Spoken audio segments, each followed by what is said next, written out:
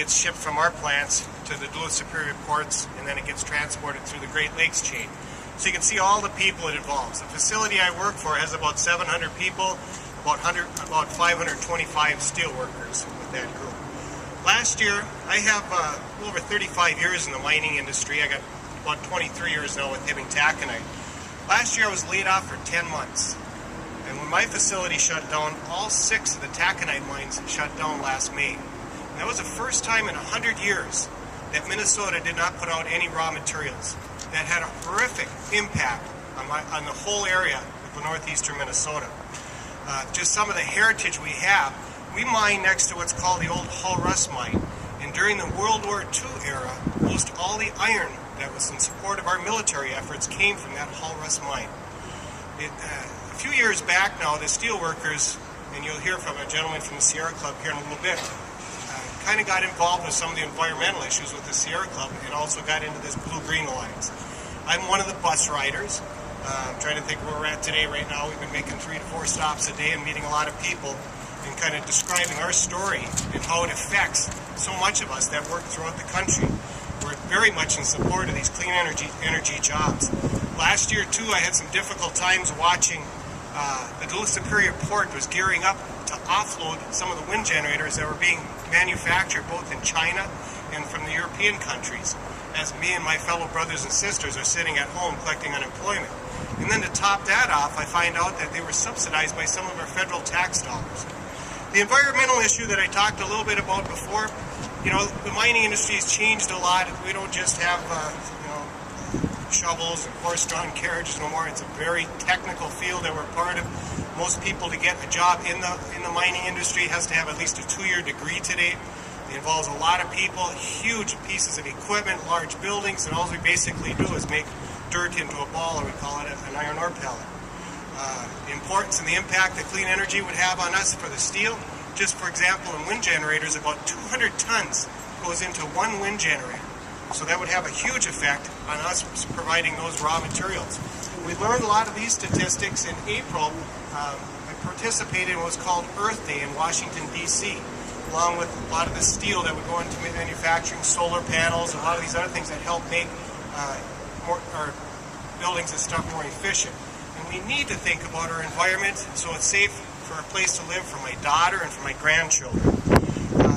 Just the impact also that it had with the downturn in the economy last year. Most of the facilities today are back up and running. We'd like to sustain that with these clean energy jobs. A lot of the businesses in the area that I live in northeastern Minnesota, many of them went bankrupt last year.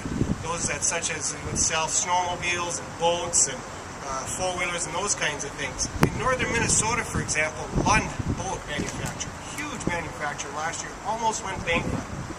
So now what we want you to do from here is not just rely upon a few people. This is why I'm giving up my time with my family, going on this week-long trip with this bus, trying to get the message out that we all need to contact our legislators, especially the Senate.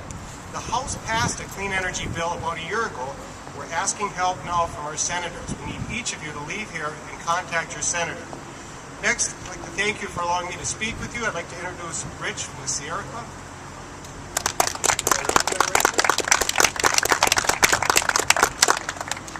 My name is Rich Craig. I'm with the Fox Valley Sierra Club and with the Wisconsin Sierra Club. And I'm just really excited about the Blue-Green Alliance and this coalition between workers and environmentalists. I think environmentalists are people who just care about what kind of world their kids are going to grow up in. And I think workers are just people who want those jobs to be sustainable and want those jobs to be there for their kids. And I remember growing up in our country, people cared about buying American, and they wanted to buy products made in America. And over the years, that's sort of been lost, and we're sort of more interested in buying stuff that's the cheapest, and it is, we don't care about how or where it's made. And it's good to see that to start to turn around, and that we want things to be high-quality products to be produced locally. And not only is that good for jobs, that's also good for the environment. So this new alliance is really, I think, a really, really positive development, and we need these green jobs, both to protect our environment and to support and protect jobs that are sustainable and that are going to be around for a very long time. Green jobs are going to help all aspects of our economy. In terms of steel workers, building windmills and solar panels that's going to help steel workers. it's really discomforting to me when you hear about Germany and China. They're beating us in this aspect of our economy. We're importing solar panels, we're importing windmill products from those countries. And that stuff should be happening here. It should be happening right here in Wisconsin. Green jobs efforts are going to help construction workers as we build new green buildings, as we refurbish old buildings to make them more energy efficient and to make them so that they cause less pollution. They're going to help electricians and engineers as we rebuild power grids. They're going to help transit workers as we look at bringing back trolleys and light rail and electric rail to our state. So it's a win-win-win situation for so many different groups of people. So it's not just a matter of these jobs producing clean air and solving so many of our environmental problems. It's also meant that they're protecting some high-quality, long-lasting jobs. And that's why we're a part of this effort here. The Sierra Club is so proud to be a part of this effort. And I'd like to introduce our next speaker. His name is Mark Westphal. And he's president of the Fox Valley Labor Council. And he represents steelworkers in the area and paper workers. Good afternoon, everyone. Our economy is once again showing signs of slowing down. And to all the naysayers in Washington who haven't been paying attention, our country is in a real jobs crisis. We are faced with a job deficit of more than 10 million jobs. Almost half of the 15 million workers who are unemployed in the United States have been out of work for over 6 months. We can't afford to buy into the theory of a jobless recovery. An unemployment rate of nearly 10% should not and need not be accepted in our great nation. We need action now to create and preserve millions of jobs, and we can achieve that with a clean energy initiative. As we stood idly by, millions of jobs have disappeared over the last 10 years, while at the same time we buy more foreign-made goods and increase our trade deficit with countries like China. And now these very same countries are poised to beat us in the race to create clean and sustainable energy, and the new jobs and the new technologies that come with that. America must stay at the head of the pack if we want to keep our competitive advantage.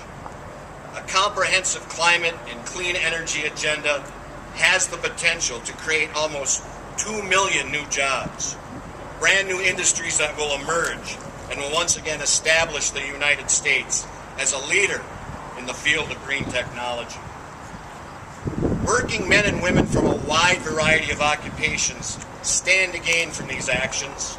Whether you manufacture components for wind turbines, whether you manufacture and retrofit weatherization for older buildings, or engineer a new, smarter electrical grid, or expand our current broadband system, a new green job can be waiting out there for you. Now, the Gulf of Mexico is a long way from the Bay of Green Bay, but we need to learn a very important lesson from the BP oil spill. And that lesson is that our addiction to and the exploration of fossil fuels has its own dire consequences, both environmentally and economically. We will be much better served to dedicate resources to the development of new, greener energy sources in the future, rather than to the cleanup caused by the devastating failures from our existing energy sources. What we are really talking about today is the future. The future of our nation's workers, the future of America's prosperity in a global economy, and of course, the future of the planet that we all share. But none of this is going to happen by itself. As we're here to say today, the job is not done. That is why I am here today to tell the United States Senate to get on board. We need their help to build a greener, cleaner, and more prosperous America. Thank you. I would now like to introduce David Newby. David Newby has been a longtime friend of working families across the state of Wisconsin. So David Newby, president of the state AFL-CIO.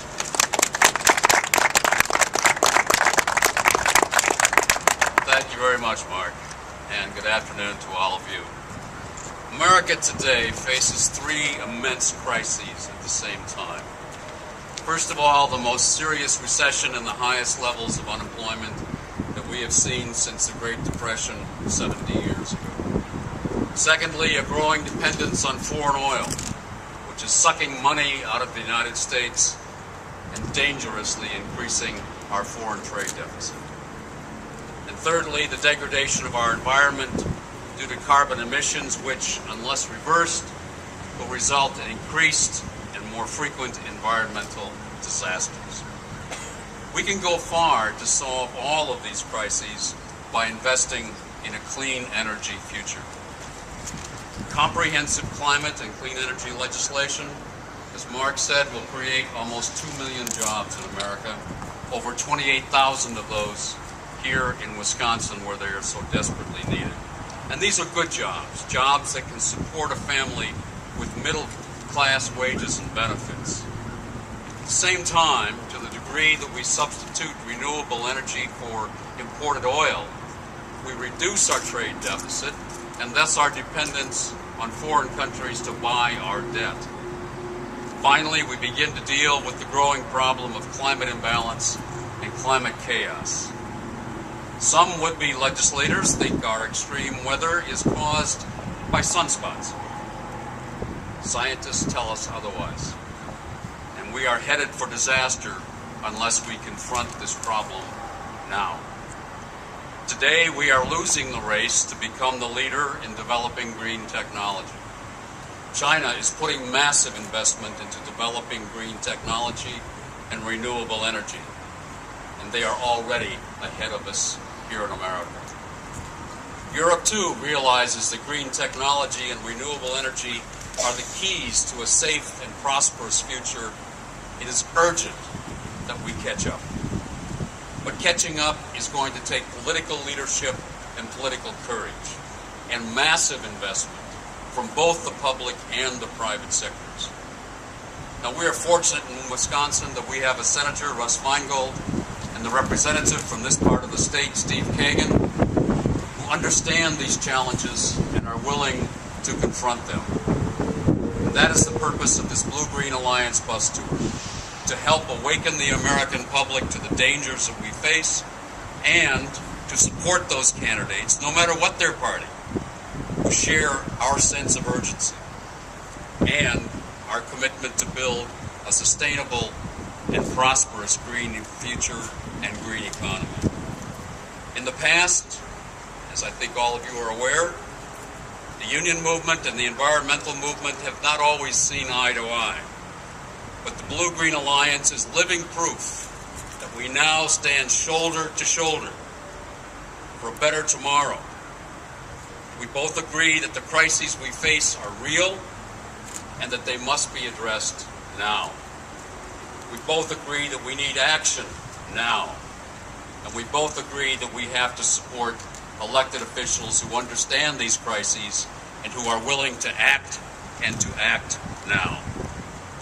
I'd like to thank all of you for coming this afternoon. I'd like to thank the riders on the bus for donating their time to be a part of this movement. The riders and others will be available for any questions that those of you from the press may have. And thank you very much.